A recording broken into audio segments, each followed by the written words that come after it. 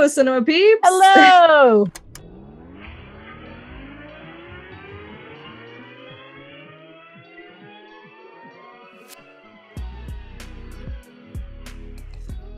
Hey Cinema Peeps, welcome back to another Talkie Tuesday. Hey, Cinema Peeps! Hey, Cinema Peeps, welcome to another episode of Talkie Tuesday.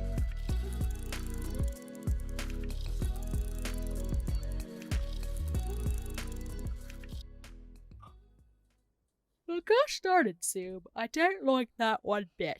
Neither do I don't like that one bit. Like, I'm trying to remember, did I just record last time and then send you the video clip, or did I know I made you the host last time, and we didn't have issues? Yeah. Zoom? I know Zoom just updated for me, so maybe that's why. It's caught, yeah. It's caught me. It's caught you It's like, you can't get away with that. No. No. Well, here's what I say to that, Zoom. We're moving to Google. Oh! Take that. Shuts And down immediately. Right? Anyway, hello, Cinema Peeps. Hey, Cinema Peeps. Our ongoing fight with Zoom continues. Yes. We just want to provide entertainment for you all out there, and Zoom just wants to put a cap on it for us. I know. Like I said before, I understand if they want to put a cap if you're having a multiple meeting session. I get that, but like 2 people? Come on, Right? Zoom. So Come either on. it's trying to tell us we talk way too much, or...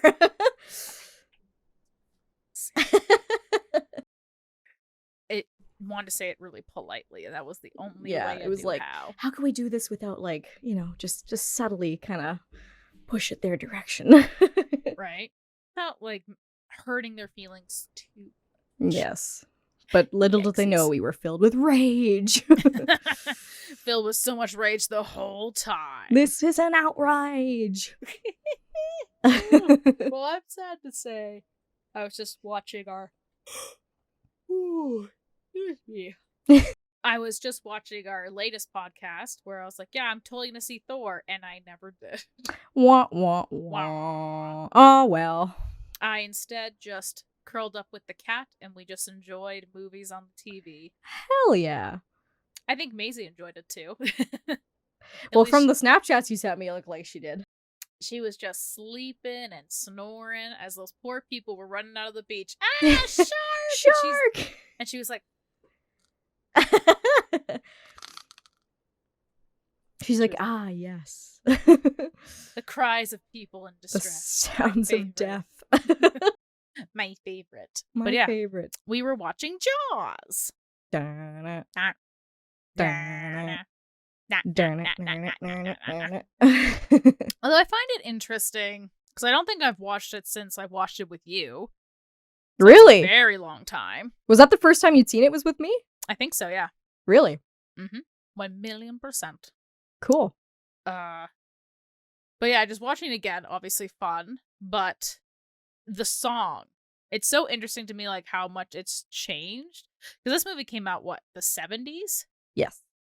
And really, as you just did, the iconic na na na na, like when you actually hear the song, like that is like a part of it, but to me that's not like the main part of it. And yet that's what pop culture has taken away from it and kind of just ran with it. It's actually like more complicated. There's like some like flutes or chimes in it at one point, and there's like this weird like kind of happy note, but then like immediately like despair and loss of hope.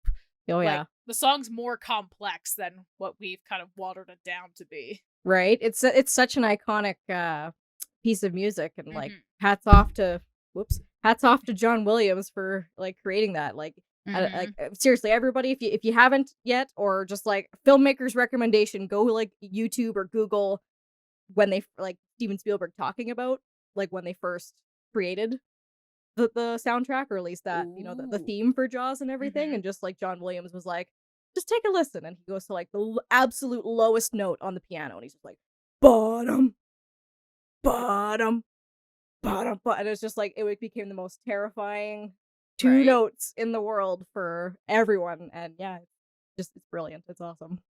I mean, also like hats off for like that's like one thing my brain just can't comprehend is music. Yeah. You know? Because it's like, to me, it can be so complex and yet so simple. and like you just said, a couple notes changes your entire mood, or if you should be afraid or happy. And like, hats off to people who have that creative brain to do that. I cannot imagine it. I'm just like, where's the free music on YouTube that I can use? But honestly, though, like it's one of the many elements of why movies are so magic, because when you like, you take two notes like that, just two simple notes on its own, you're like, okay, but then you pair it with the image of this like killer giant behemoth, like Leviathan monster in the deep, and all of a sudden it's like, oh my god, like it's the most scary thing in the world. And same thing with Halloween, Michael Myers. It's still like two notes, and all you do is you pair it with this blank expression faced figure who just walks slowly, and it's just so terrifying, right? I remember reading somewhere too, John Carpenter said, he's like, the reason why Michael Myers is so terrifying is because I made him walk like a man, not like a monster. And so, like, if you notice as you watch throughout the entire movie, he's never running, he's never quick walking or picks up speed when he walks. He just walks normally, slowly, calmly, just like he does in Dead by Daylight. And it's so terrifying. He's fucking running with a goddamn knife. Right? It's too much. Too much. Scary boy. Too much scary boy. Scary boy. Have I watched? I don't know if I've actually watched Halloween. Ooh, you should make that a staple on Halloween. I'll try. It might be too spooky. Honestly, now that you've played Dead by Daylight, it won't be. Everything's spooky. You've been conditioned. You're fine. Everything too spooky, Kendra. Everything too spooky. Too spooky. You'll spend the entire movie going, "Ooh, that's the map from Dead by Daylight. Ooh, I've been in that house. Wow, that's where the generator is. Wow. Yeah." And then the lady will be running and screaming. You'll be like, "Get to the gate! Get to the gate!" Find the hatch. Find the hatch. Yeah, everything's a DVD reference these days now. Everything. Everything, always. So I have some exciting news. Oh, hell yeah. I finished the Thursday Murder Club. Yay! Yay! I'm about halfway through the second book, so I'm glad. Nice. I'll have to, once I finish off Zachary Levi's book, I'll go rent it from the library. Yeah. Blah. Anyways, what did you think of the book? Oh my goodness, it was so good. Like, at first it was a little, like, and I take a little bit more time to get into books just because I'm not a huge reader, but I'm so proud of myself. I've already finished 2 books this summer, so good for me. Yay, good for me. Okay, do you... So I also made the comment how I was like, you know what?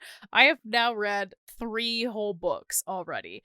And normally that's like my cap for like when I go away for vacation. I usually read 3 books, and that's kind of like my quota for the year. So I was like, I'm doing really good. And of course, my mom, nonchalantly, oh yeah, I've already read like 20 books. And I'm like, can you fuck off? All right? Like, this is like, thanks, Mom. Right? I was like, to me, this is an important goal. And there was no pictures. Normally, a lot of the books I read have pictures.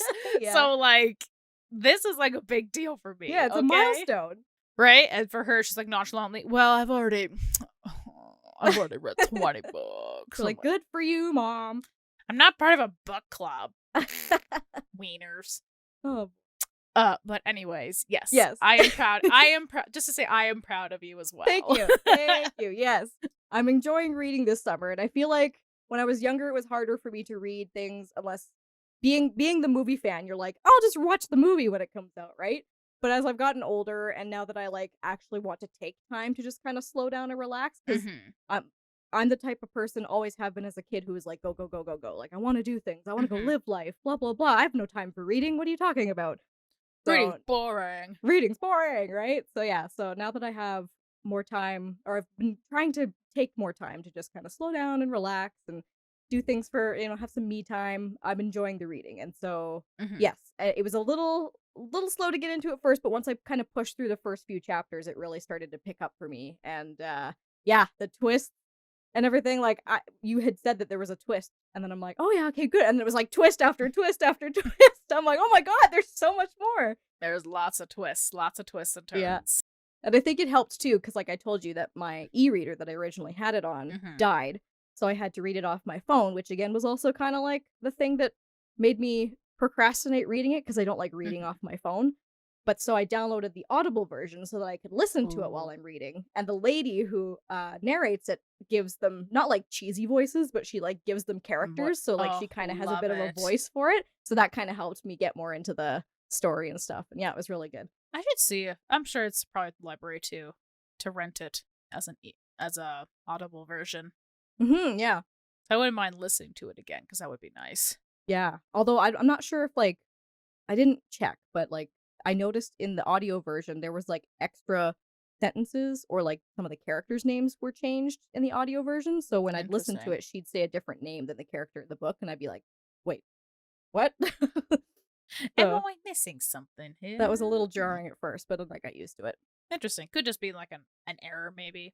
Maybe, or yeah, if it was just she had the original draft at one point or like a version of it, and then they Americanized it. Maybe I don't know because the author is from the UK, so he's British. He's a British lad. Yeah, but the cool thing too is with sorry to keep rambling on, but like the cool thing too is with the Audible version at the end, there's a 47-minute podcast that he does with a lady.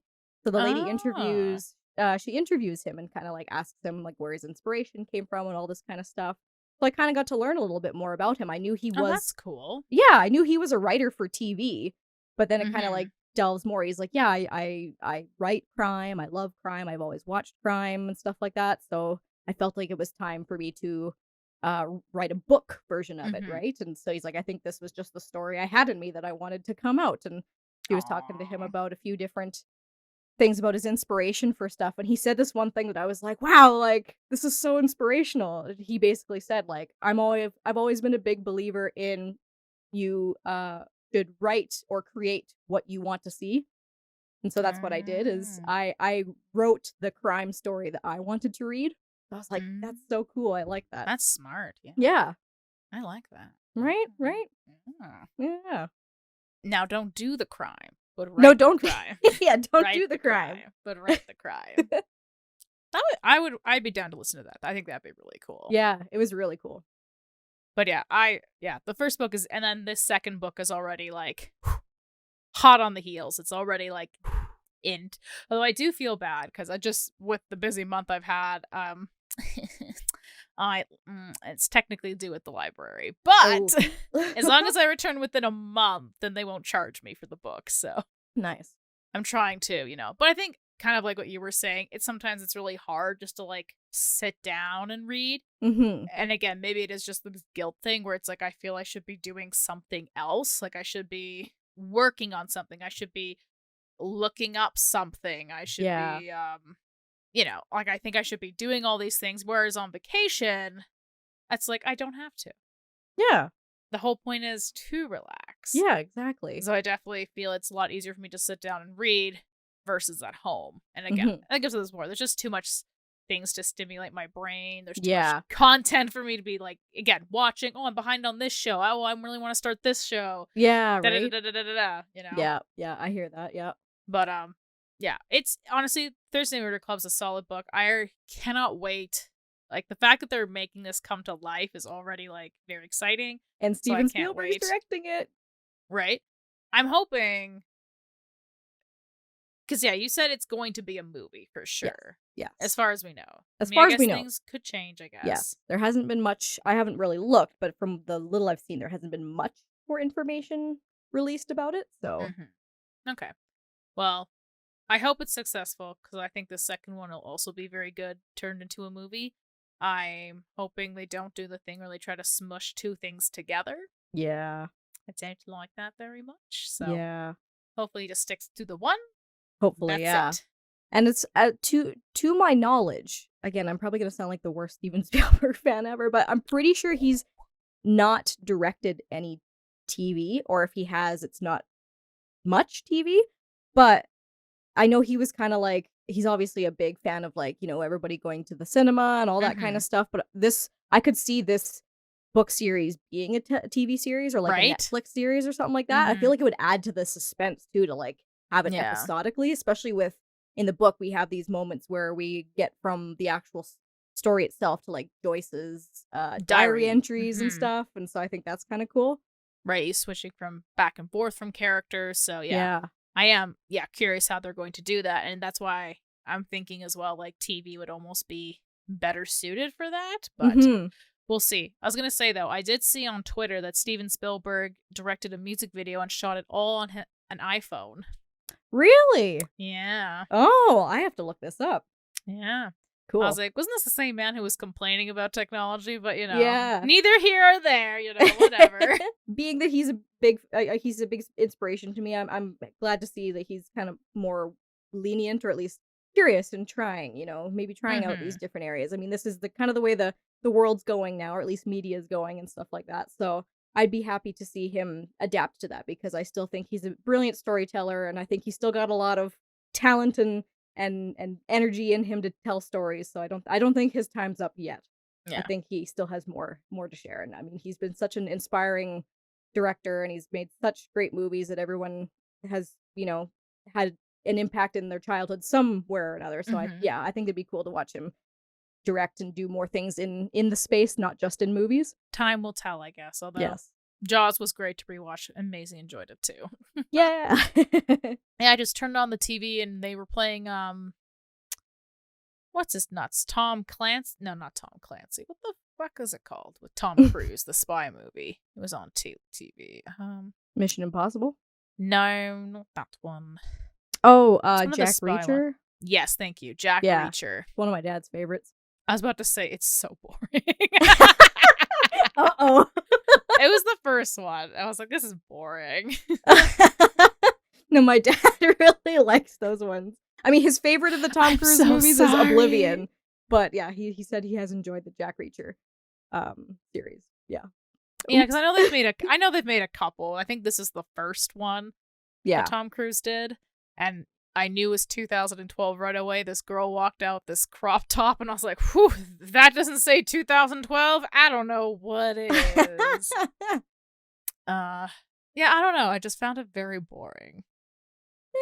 It's very like old man spy movie. Yeah. I will say the one scene where he's getting chased and then he like walks out of the car to stand in the crowd and someone lends him his hat and then he like kind of sneaks off. Like, I liked that. I was like, that's funny. I liked that. Yeah, and this whole like, I'm a drifter, nobody cares about me. I'm like, okay, go die then. Like, you just said no one cares about you. Like, ta-ta, my guy, ta-ta. But after the not boring movie that Kendra's dad enjoys, they had the other movie Salt with Angelina Jolie on. Oh yeah. And I haven't seen that in quite a few years, and I would say for the most part it still holds up. I still find it very enjoyable. That's good. That's another one with a lot of like twists and turns. Although the ending, I feel, leaves a lot to be desired. Oh yeah. But I also wonder, I didn't look this up or anything, but I kind of get the vibe that maybe they were hoping for another movie, maybe? Oh, maybe. Just kind of the way it ended, with her kind of running off, and then it just kind of cuts, and then it's like credits, and it's like, huh. So she's on the run. She has no one she can trust. The one person she loves is dead, and yay. That's that. Because wasn't that story supposed to be like the female equivalent to James Bond in a way? Kind of, yeah. Because the whole idea is that Evelyn Salt works at the CIA, and one day this Russian guy comes in with supposedly intel of Russian spies and whatnot, and so she's interrogating him, being like, whatever info you have, maybe we can exchange it for something else, like i.e. freedom or safe passage to America, da-da-da-da. And then he reveals, oh, there's this program that's still alive with Russian sleeper agents taking over people's lives. She goes, ha ha ha. And they're gonna murder the Russian president, da-da-da. And she goes, oh yeah, who's that? Salt. Evelyn Salt. She goes, that's my name. And then everyone's like, oh, are you a Russian spy? And that kind of is the catalyst for the whole movie. Okay. But yeah, I think it still holds up very well. But like I said, the ending, I feel, leaves something to be desired. But maybe they were hoping for a sequel or at least a continuation of her story. Or maybe that's just the life of a spy, always on the run. This drifter. Yeah. Nobody cares about me. Yeah. But I Certainly don't seemed know. to be a pattern. He is a pattern. But I think out of those two that me and Maisie watched, I definitely preferred Salt. Yeah. But maybe just because I was more intrigued with the mystery, felt more engaged. Where, like, and I guess to be fair, I missed maybe the first 10 or 15 minutes of Tom Clancy, so maybe if there was something in that scene where I'd be like, yes, this is... But I started the scene where he's fighting two thugs, and they're beating each other up to beat up Tom Clancy. Oh, yeah. Like, he in the falls bar into... or whatever? No, he falls into, like, a tub. He's at a house, and so he falls into, like, a tub, and they're both in their struggle to beat the shit out of Tom Cruise, they beat each other up, and I don't know. It just, to me, it came off very goofy. It was just like, they were, like, just missing him, and Tom's just like... Again, I think he, like, fell back and, like, hit his head, maybe, so I guess it's supposed to be like, I'm semi-conscious, but not really. Yeah. I don't know. I just thought this scene was bizarre. Weird. Yeah. So, I mean, maybe coming off of that didn't set the right tone for me for the rest of the movie. But, yeah, I don't know. I preferred Salt. It was better. Nice. Just kind of funny, because we were talking about summer blockbusters, and whatever this channel is that I found, it was playing Jaws, Jaws 2, all these spy movies. It's just like, we're ready for summer, baby. You're like, all right, I'm on. Right? They're like, we're pumping out those summer classics for you. Nice. So, even though I didn't get to see Thor, I saw a couple other fun films. Well, that's good. I went to the movies on Saturday, and I went and saw Where the Crawdads Sing. The one produced by, or executive produced by, Yes. Reese Witherspoon? Yes. The one that she executive produced it, and it was originally part of her book club or whatever. It was like one of her top picks for her book club because it's based off a book. So yeah.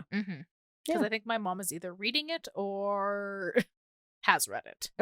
Yeah, my mom read the book, and that's what got her wanting to see the movie. So her and my sister and myself went and saw it on Saturday. Yeah. I vaguely remember seeing the trailer on Instagram of poor girl falls in love with boy who is like, surprise, I'm married. Hope that's not a problem. Yeah. But for some reason, the woman's blamed for everything. But then he turns up murdered, and then it's her fault. Yeah, basically. Dun, dun, She's dun. a woman. I'm just kidding. But I mean, highly unfortunately, yeah. And those days, it's like, Yeah. Well, like the detail that was left out of that is that she's kind of a recluse because as a kid, her family grew up like within the swamps or the marshes of is it South Carolina that they live, I think, or somewhere in the South. Sure. Yeah. But she so she grew up there, so they were very like part of nature, living in a cabin. They weren't really fully part of society, or at least it's what they kind of like led on to believe. Maybe they weren't, it just wasn't really established to me. But anyways, her dad's abusive and an alcoholic and all this stuff. So eventually, things happen. He gets into altercations with her mother, which prompts her to leave. So she leaves, and then time goes on, and each one of her siblings ends up leaving as well. So then finally, her dad leaves, and she's left all by herself as this child to raise herself.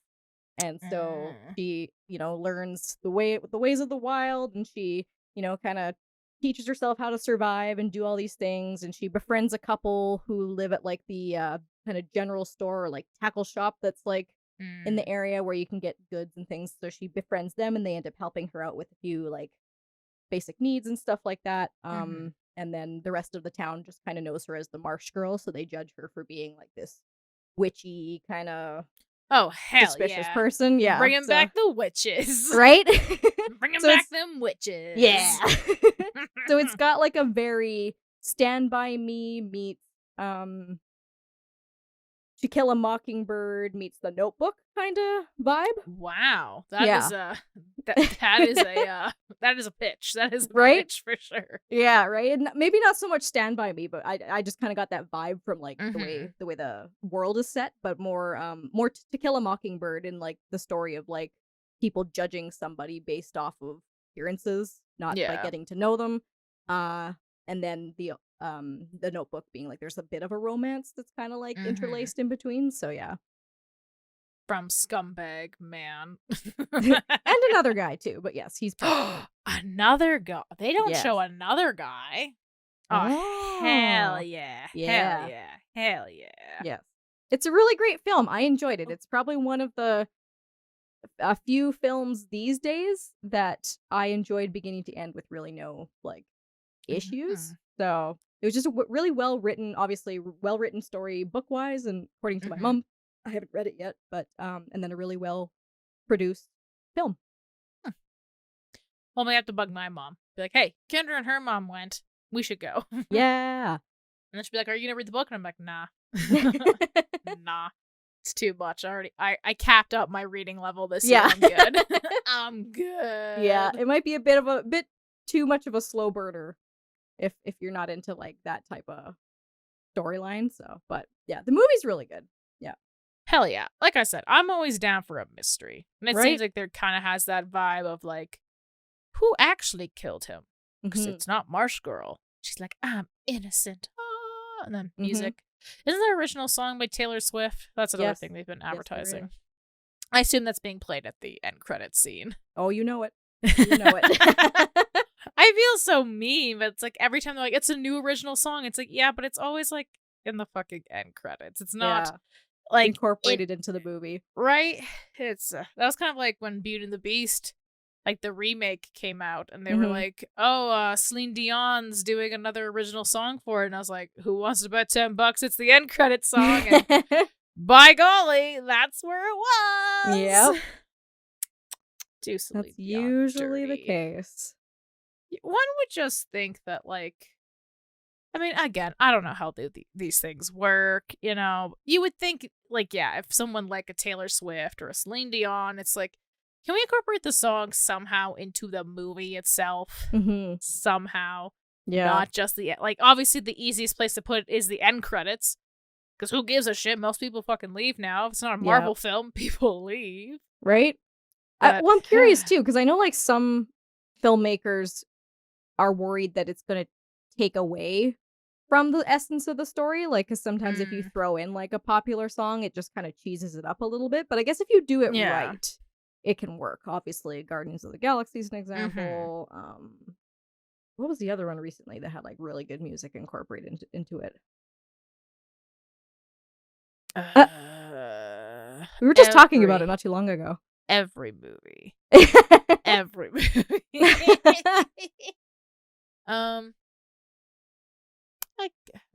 It was a recent film. I don't remember what it was though. God, if I could. Oh, you know what? No, it was Stranger Things. Wow, we're dumb. We dumb.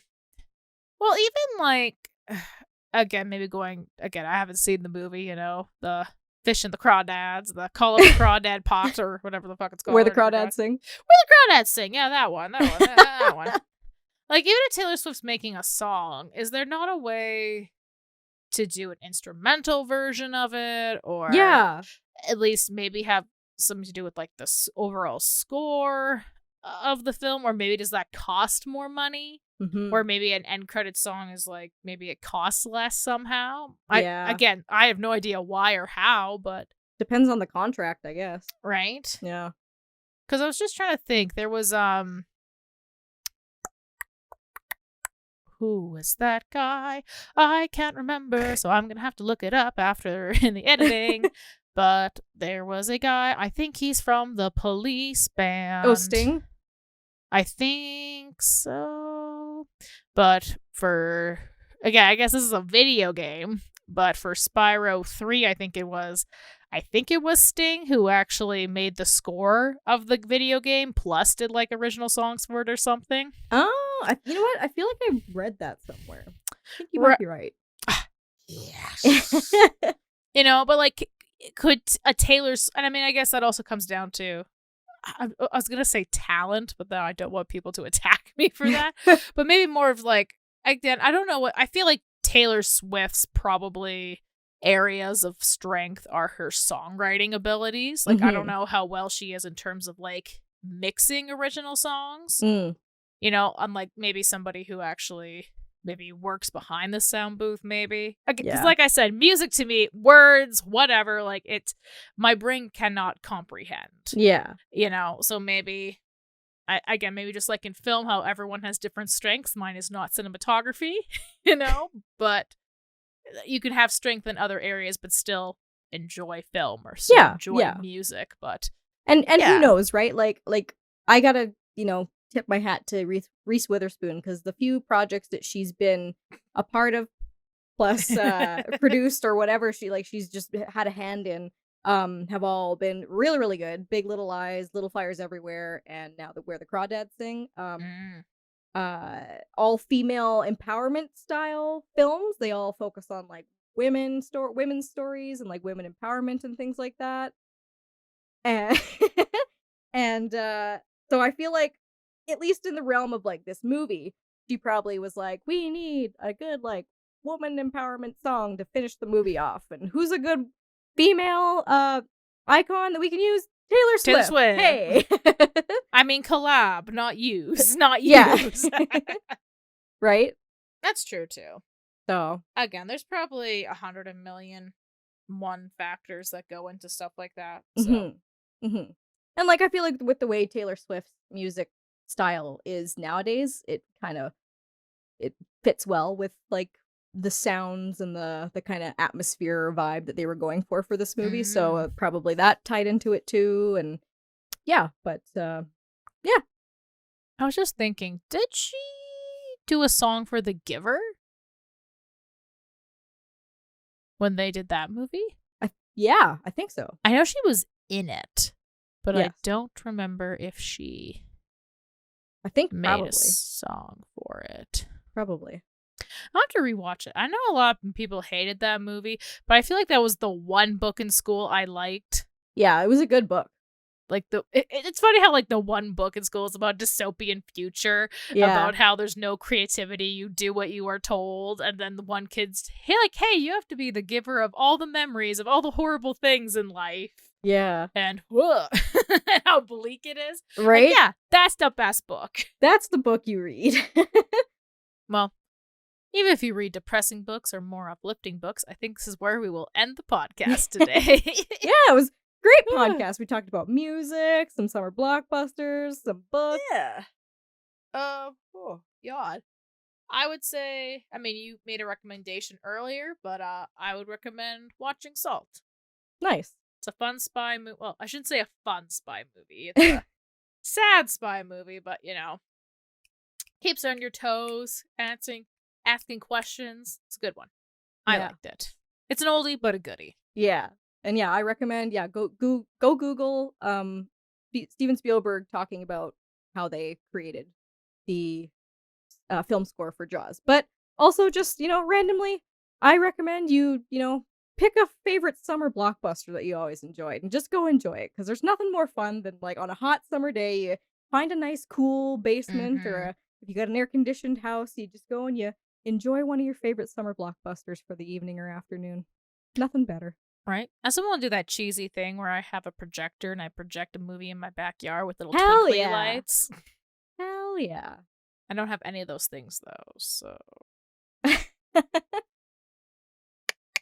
I'll have to figure that out. The dollar store probably has some twinkly lights. Oh yeah. I'll do that thing I've seen on like craft things where you put your phone in a box and supposedly, wow, it's become a big screen now. And I'm like, find like a magnifying glass and like, wow, yeah, pretty much. And I'm just like, right? I'm pretty sure Chapters has one of those where it's like a DIY build your own like movie projector that you can put your phone in. Oh wait, I can just build a projector. You gave me a projector. I'll just build it. Oh yeah, that's right. I'll just build the projector. Yeah, there you go. Perfect. Done. Got it taken care of. Just need my twinkly lights and we all good. Done. Yep. Perfect. Anyways, if you guys enjoyed this episode of the podcast, please give us a little like. Leave a comment down below. Have you read any of the books we talked about this episode? What is your favorite summer blockbuster? Yeah. Also, please subscribe. 69 subscribers. 69. And also, if you enjoyed this episode, go check out some of our other episodes. We have really fun conversations about movies and video games and TV shows and just miscellaneous things sometimes. Life, yeah. So if you enjoyed this episode, please go and watch the rest of our episodes. We appreciate the views and the likes and the support. We like it. But anyways, till next time, watch all the content and we'll see you next time. Bye-bye. Monkey. And slay.